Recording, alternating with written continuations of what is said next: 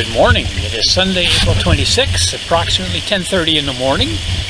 Lovely clear day, but a bit windy, as you can see by the tree movement there. Definitely chilly. We're about 8 degrees now. This morning when I got up to take Lucky for his walk at 6 o'clock, it was only 1 degree, so it has definitely warmed up. We're supposed to get up to about 14. Last week we managed a couple of days up and around the 17-18 degree mark, which is really nice, and then it's cooled off again. We are still getting temperatures down into the single digits at night, so we're not out of the woods yet from a cold spell. You can see that I am out standing beside the pond here, and that the pond is up and running.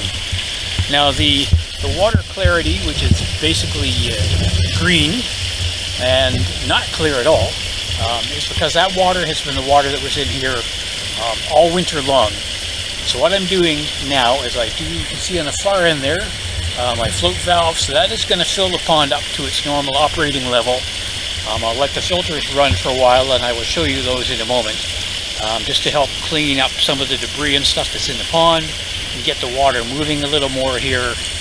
And I will get the UV units turned on soon.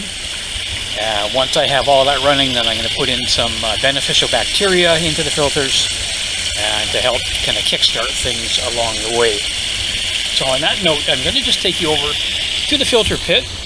I have made some changes again this year to the configuration of the plumbing in the filter pit, and I'll get down in there and show you. So if you bear with me for a moment here, just need to climb down on my step stool. Okay, so I'm in the pit.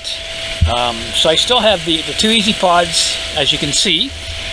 They're fed through the bottom drain, which is here. One line comes into this easy pod. The second line, which is this one at the bottom, feeds the second easy pod. And then this line, which is running along here and running down there, goes into the moving bed filter, which is there. That water then flows through this, through a large non-return valve, and into my pump chamber, which is this one here. Now you notice as I'm moving things around here, there is a basket in the pump chamber, and the reason for that is that I get leaves into the pond over the fall and into the winter months, and now we're starting to get some buds and so on off the willow trees into the pond, and I don't have a skimmer on there because I really don't need it all year round. But what I do have, and I installed this a few years back, is a secondary line coming off the bottom drain, which is there. That's this black pipe you can see coming along here. So it comes directly off the bottom drain before it gets to the filters, runs along here into my pump chamber. And what that in essence does is serve two functions. One is it brings roughly 50% of the water from the bottom drain directly into the pump chamber. And secondly, by moving some of that water into there, the water through the easy pods does not move as quickly, so I get better filtration from them.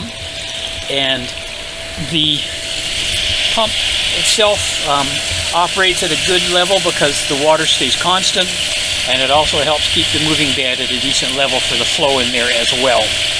Now, as I mentioned before, the reason for the basket is the leaves, etc. You can see the odd one kind of floating in there. These accumulate over the winter months down at the bottom of the pond, and as the fish get moving a little bit, they get stirred up. They will come through this secondary line here into my pump chamber. And in the past, before I installed this, they would accumulate around the pump, causing it to slow down because of the debris.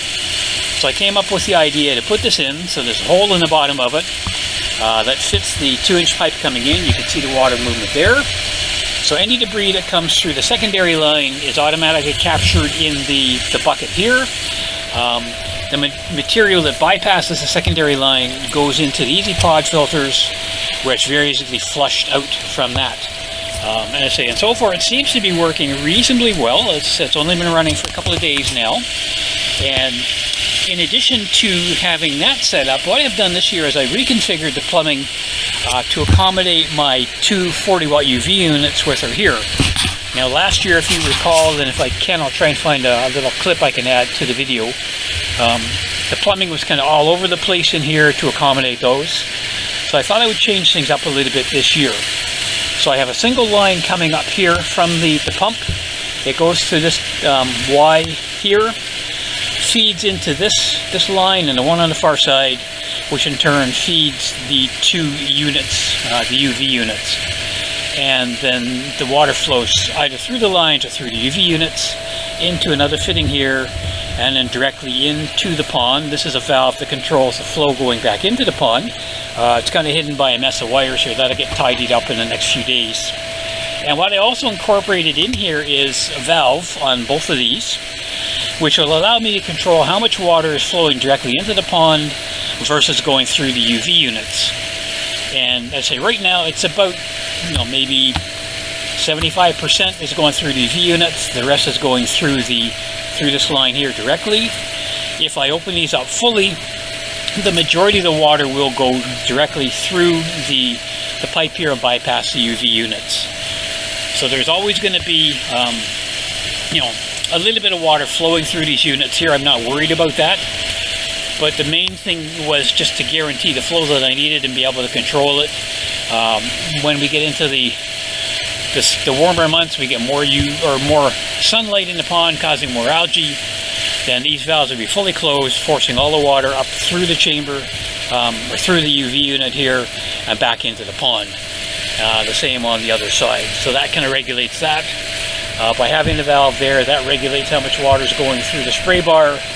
And the second line coming off the pump, which is this one here, with the valve and the non-return valve there, that goes over to the shower towers. You can just see the top of them up there, and my upflow shower, I should say, and the Baki shower there. So that works very, very well. And as they've only been running now since yesterday, actually. I had to get in here and make some plumbing changes, a couple of adjustments. I do have a couple of minor leaks from a couple of the fittings, but I'm not too concerned about that. I will, some of those will probably self-seal anyway, and if not, kind of thing, I can either tighten the fitting a little bit or put a little bit of a sealant on there. And it's very, very minor, so I'm not worried about that. And then the air pump, I just have the one of them out here at the moment. This is the one that is doing the bottom drain and the moving bed filter there. The secondary air pump, which would be situated here when it's connected, will run through the line along here, through that valve there to clean the upflow filters. And then the other line, which I have disconnected at the moment, will be doing the 2 EasyPod filters for cleaning. So things are looking up. As I said, it's been quite a while since the pond has had any water movement in there. It's getting there. Hopefully it's going to warm up reasonably soon, enough that I can move the fish from downstairs out here to the pond. Now, unfortunately, I did lose some fish over the winter months. A couple of my oldest ones passed away, so you won't see them out in the pond this year. And we'll have to wait and see how the others do. But it's one of those things that we all know happens from time to time. So again, that's kind of it for the moment. I think what I'm going to do is probably just end the video there. And then once things clear up in the pond here, hopefully in the next week or so, and things warm up kind of thing, then I'll bring another update on there. And again, you see the shower, or the water coming in from the spray bar. That's the main one from the pond.